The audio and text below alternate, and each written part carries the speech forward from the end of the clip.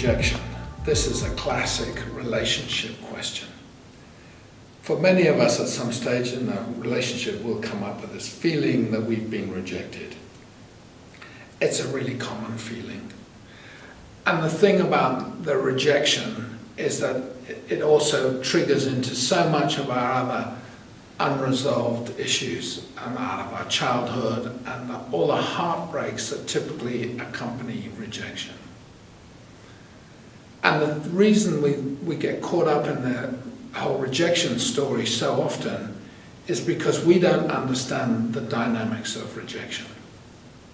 Now, there's a common saying in relationships, and we've spoken to thousands of people about their relationships. When someone comes in and says, "Oh, my partner left me, my partner has run away with my best friend, I'm so rejected." But this saying basically goes, the person that is left, or the person that leaves the relationship, that heads out, that goes off with someone else, is actually the second person to have left the relationship. That's a difficult statement for a lot of you. I appreciate that. But if you look closely at what was going on before that person left, you will realize that there had been a level of withdrawal going on, that you'd been pulling back either physically or sexually or emotionally. You'd been withdrawing yourself from your partner. So them then going and leaving, they were actually the second person to have left. And this brings us on to the emotion of rejection, which of course, as I said before, is all tied up with heartbreaks and really painful feelings. But we have a saying in psychology of vision, and we know this is another tough one, which is, all rejection is projection. Which means when you feel rejected, that is in truth what you have been doing. Now, I know many of you will come up with positive evidence about how that is not true. But if you relax for a little while and hopefully get past the strong emotions that that statement brings up and start really looking at what's going on. Now, it might have been true that your partner left or your partner pulled away for some reason.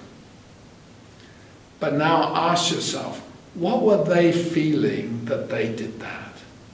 What were they feeling that they pulled away? Was it that they were feeling bad about something? Were they feeling guilty about something? Were they feeling heartbroken about something? Were they feeling incapable about doing something? What was going on? And to help you understand what was going on, think about the times that you felt that way and you pulled away from your friends or your family or people around you. Was it that you were feeling bad about something? Or was it that you were rejecting that person? And I think you'll find the answer was that you were feeling bad about something and that you were not rejecting the other person. So this is what's gone on with your partner.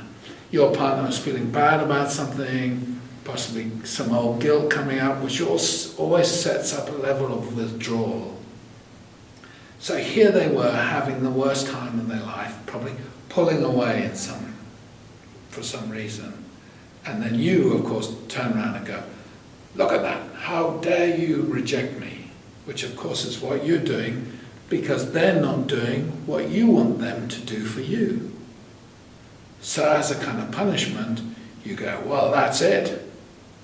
Now much of this is subconscious. We don't go through this as a logical, conscious decision-making process. Much of this is subconscious.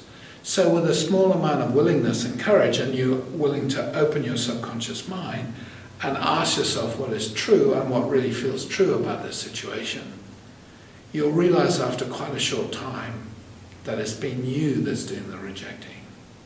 Because in truth, it is actually impossible to be rejected by someone else.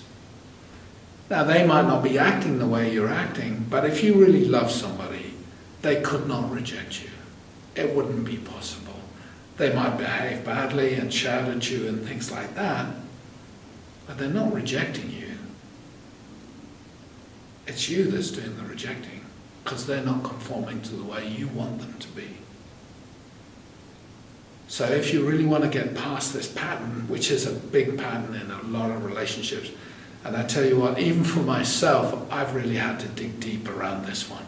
Of recognizing any time I feel rejected, ignored, anything like that, and I suddenly realize, actually that is what I am doing, and I'm going to stop doing it now, and I reach out for the other person, then that'll be the end of all those feelings of rejection, all those feelings of loneliness and abandonment that go with that. So this is certainly an area that you need to do some research in. We all need to continue to do researching in this area. But all rejection comes from what you are doing.